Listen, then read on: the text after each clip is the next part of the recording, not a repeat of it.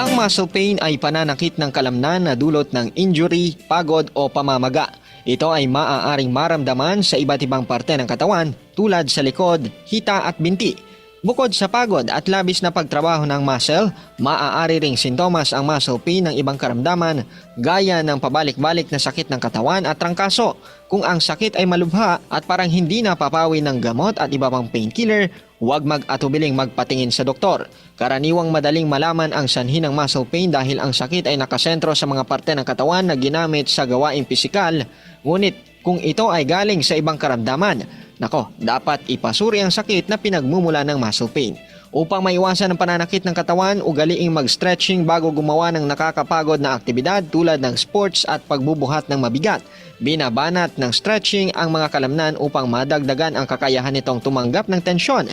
At huwag kalimutang mag-warm up kung ikaw ay mag-e-ehersisyo. Halim Abbas, NDBC, Bida Balita.